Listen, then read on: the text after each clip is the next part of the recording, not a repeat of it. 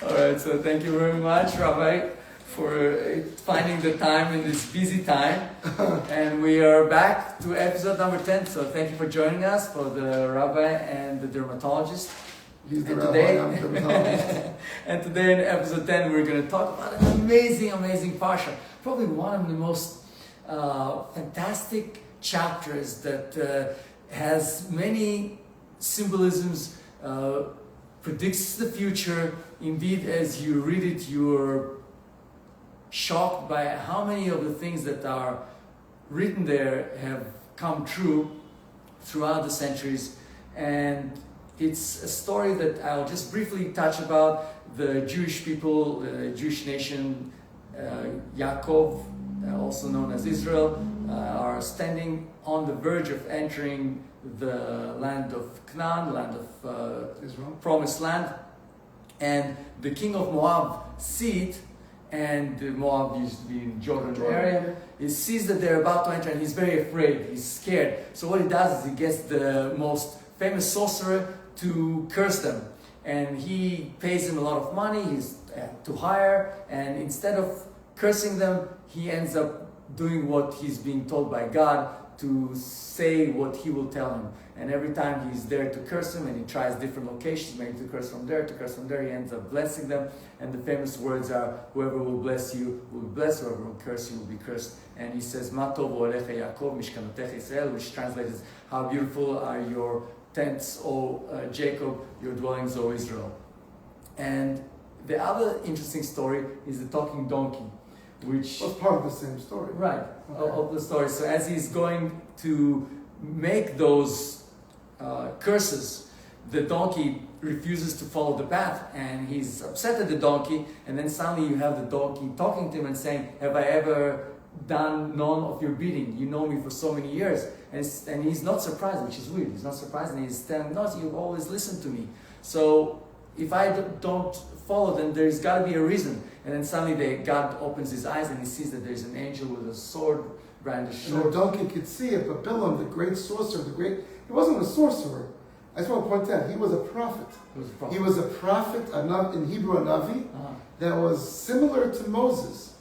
You have to understand, why did God give a prophet to the Moabites? Moses, he was a prophet to his nation, the chosen nation. Let's assume that, right? Let's understand that. So Moses. Okay, why don't you tell them the story, because I don't want to break sorry, the story. No, you can tell the story. Stop. You finish the story, we'll discuss it. Well, you're correcting me, and it's I'm very important. He's not a sorcerer; he's a prophet. Yes. So this is how it's truly written in the Bible. He's written as a prophet, and when you read it, you can kind of imagine him in a movie form, and you can imagine him as kind of a sorcerer. But it's true; he was a prophet, and this is very important. But anyway, he ends up going and doing as I said, and then Rabbi, please give us the three main points that you think from the Parsha. Okay, so because I know you're also in a rush. No, I'm here for you. I'm here for the crowd. Thank you. When Dr. Levitt called me today to meet and to discuss the Parsha, I couldn't say no, and I spent a decent amount of time reviewing the Parsha in depth. And I think the very first question you have to ask yourself is, why did God deem fit to give a prophet to the other nations? I mean, what was the point? And I think a tremendous lesson is learned over here. I'm going to ask, as a Jewish rabbi, yes. I'm going to answer my question by asking another question. Okay. And the question is, Balak, the king of Moab, picks this prophet to curse the Jews. Right. He was afraid of them. And you know what? If I saw 600,000 or 3 million people coming to my borders, maybe I wouldn't be happy either. But the pasuk, the verses in the Torah tell us that he was disgusted by the Jews. Balak. And Bilam. Bilam was famously one of the famous anti-Semites. There's a medrash, there's a famous Talmudic idea that there were three, I'm going off topic and I apologize, but it's fascinating. There were 3 advisors to Pharaoh, right? When the Jews were enslaved in Egypt, there were 3 advisors. Remember the 3 advisors? Who were they? Yes. One was Jethro. Yisro, who was Moses' father-in-law. Right. The other one was Bilam. Bilam, the evil person of this week's Parsha, and And the Job, person, Job, who was which now again over here, what did Yisro tell Pharaoh? Jethro told Pharaoh, why enslave the Jews? They're good for the economy. He saw a very rosy picture, and it ended up that Pharaoh kicked him out, and his son-in-law ended up being Moshe, the savior of the Jews, the messenger from God. Bilam, the evil tyrant, the evil prophet, said, "No, kill them all."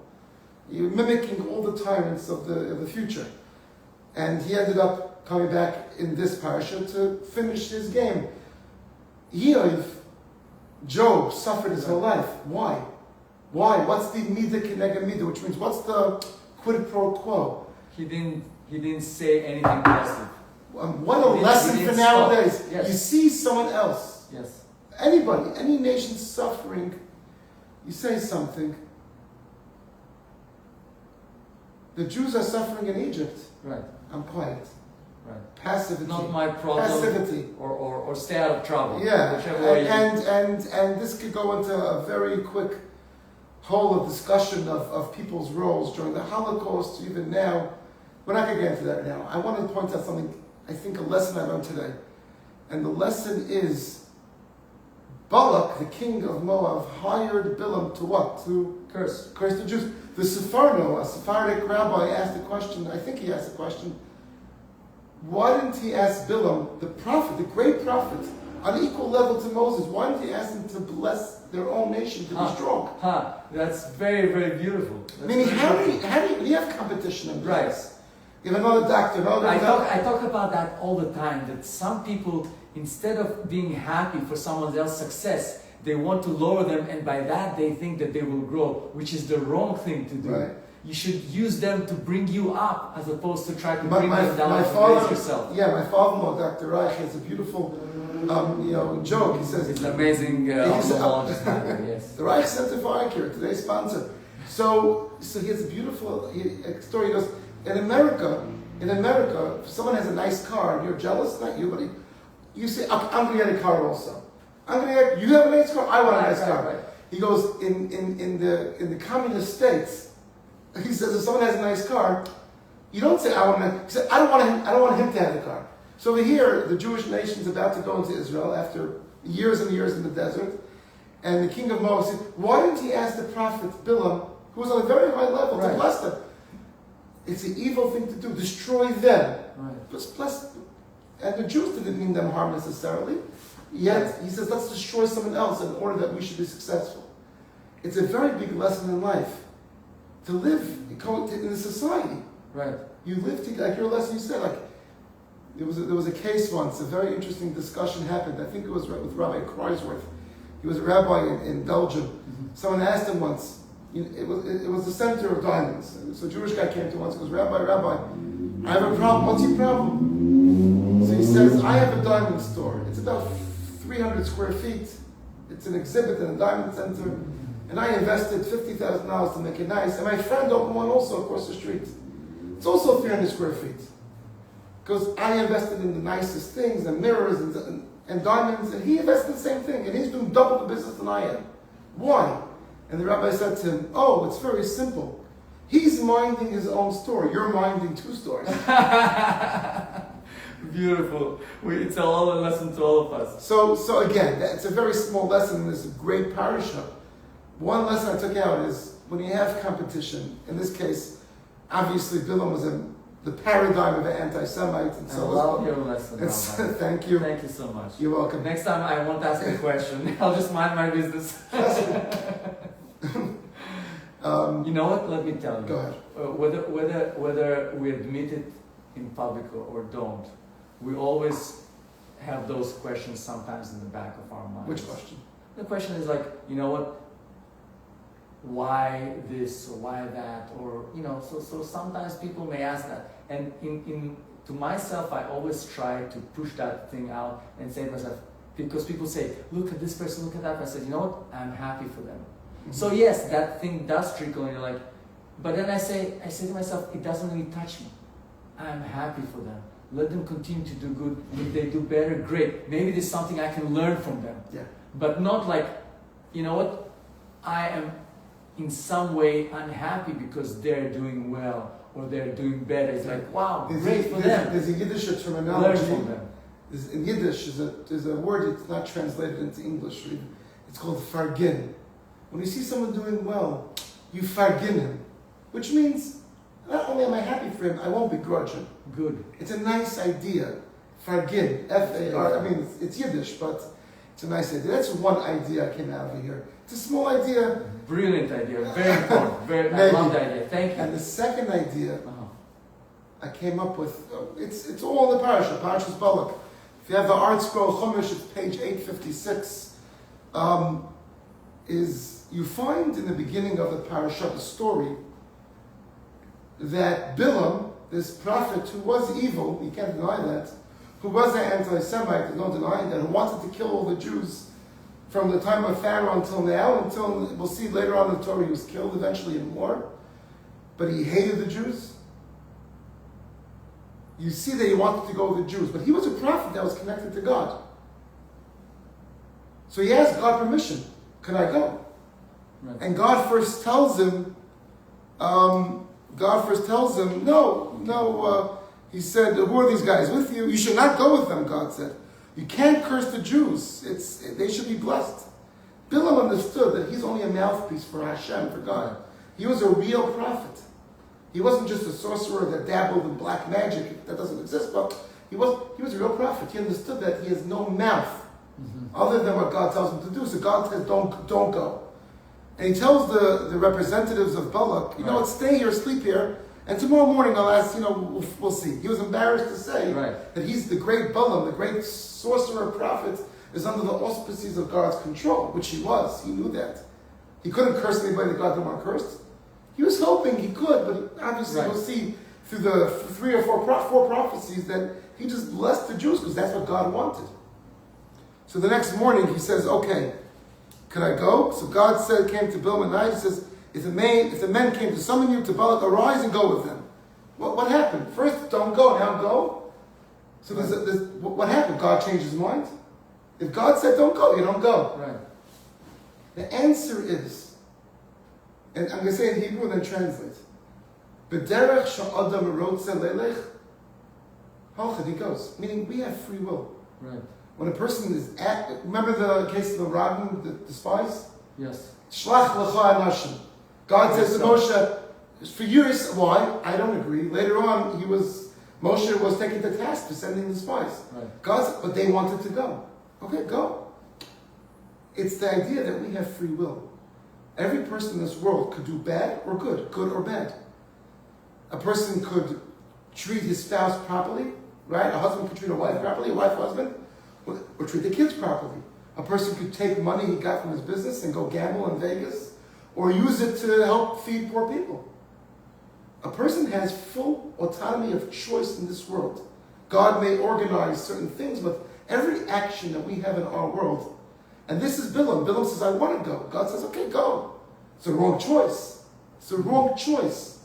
But go, because b'derech, in the way that a person wants to go, that's the way he's going to choose. And he gave him a chance. He already told him no. Why would God want to change his mind? Right. So he still wanted, all right, why don't you have your way and go.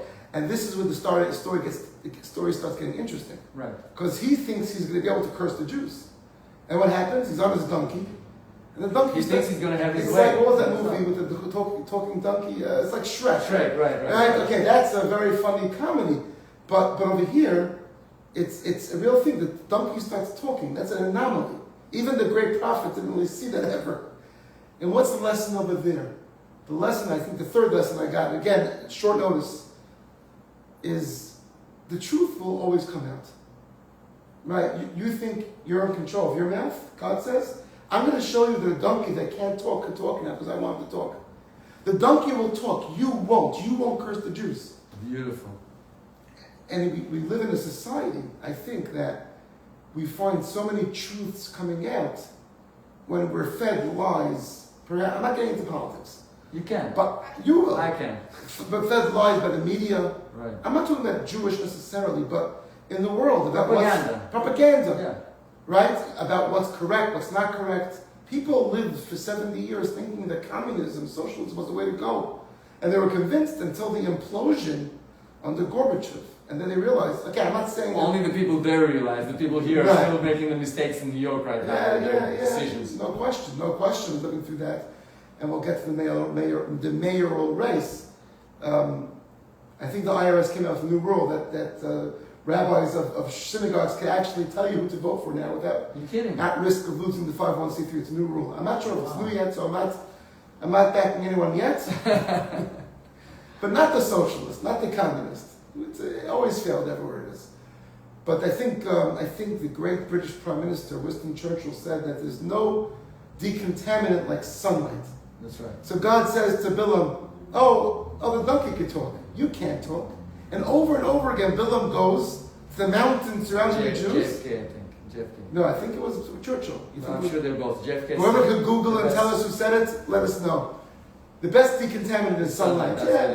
Honesty, emes. Yes. And over again, he said, I'm going to curse the Jews now. I'm going to know the time of the day that the Jews will get cursed. And God says, no such thing. No such thing. Ma'atov Olechi Yaakov, Mishkanotechi Yisrael. Beautiful. You know, the mission to Balam Iran was called Rising Lion. Right. It's a pasuk in this week's Parsha. Heim am kilavi yakom, right? Like a lion cub, we get up. Yes. And historically, over and over again, I think one lesson is that Klal Yisrael, we have to be like a rock. The truth has to be there.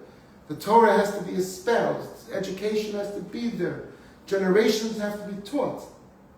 It's something that the rock of Israel is always going to be something that's strong. That's the lesson God is telling Bilam. You can't curse without my permission. You're the prophet. You're just a conduit for me. Su Israel. Su Yisrael. Kuma bi Ezras Yisrael. Yes. Now you look at this week's Parsha. If I can ask you, Dr. Levitt, what do you see from this week's Parsha? Oh gosh! Now after what you said, what I see is this is my job. Nothing. It's nothing. What I saw in this parsha is the predictor of the future, and the fact that we're all just small little pawns in the big scheme of things, but to us and at our moment, sometimes we imagine that we're big shots, but in reality we're not. And the only way to achieve great things is to recognize that and to accept the potential that is given to us and just do what best we can do in order to do things within the laws. And that will give us not only freedom, but will give us the ability to improve our future and with that raise other people. That's what I see from that. But I think from this to merge both discussions, the idea of free will, the idea of choice allows a human being to raise himself up in structure as he gets older to have more of an impact. A person doesn't have to be wealthy to have an impact. Right. I read a story recently about the great Rabbi Pam. He was a rabbi in Tara Vadas in Kensington in Brooklyn. He's a Kohen. He's from the priestly section of the Jews. So there was a congregant of his that was in the hospital for a long time. But according to most halachist, Jewish law, a Kohen shouldn't necessarily be in a hospital where there are dead people. Mm-hmm. He can become impure. That's a whole separate discussion.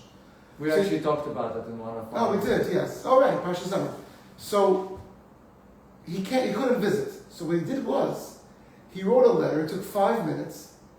He wrote a letter, Dear Mr. Yankel Schwartz, I can't come to visit you in person, but I want to let you know that I feel for you, I pray for you, and I wish I could see you. I'll call you, but I can't be there in person. But you're the best.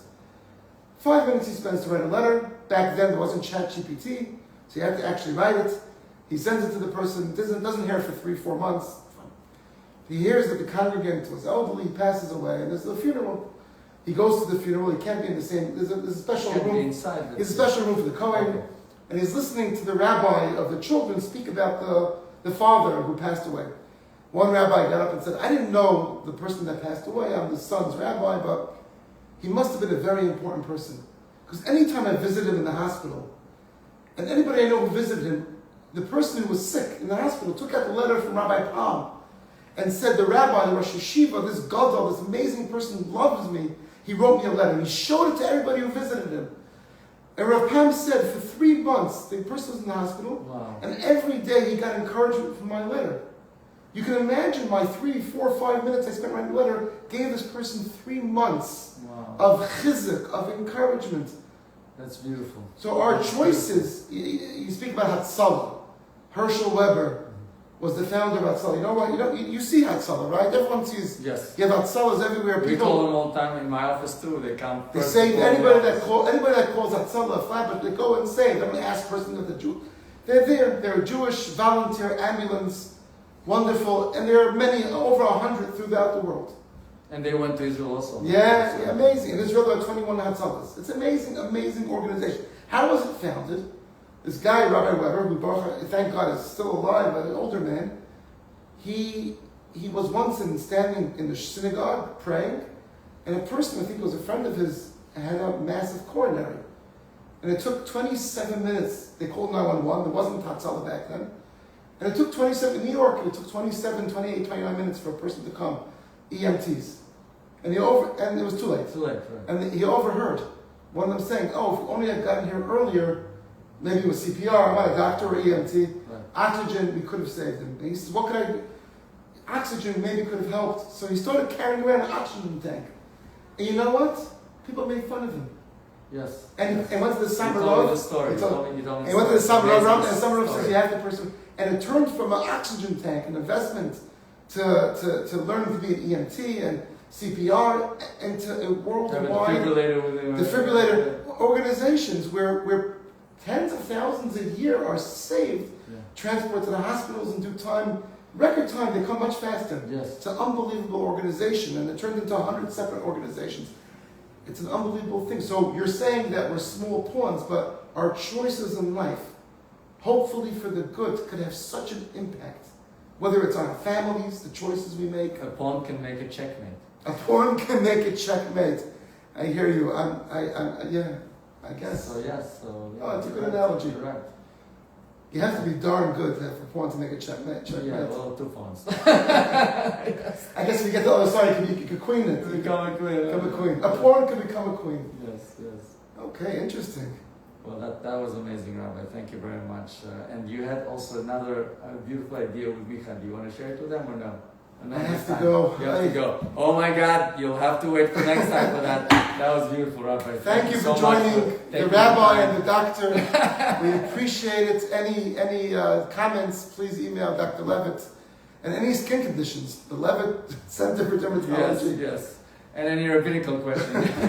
Be well. Shabbat Shalom. Shabbat Shalom. Shabbat Shalom. Be good, do good, say good, and may good come your way. God bless. Amen. Thank you, Rabbi. This is amazing as always. Thank you.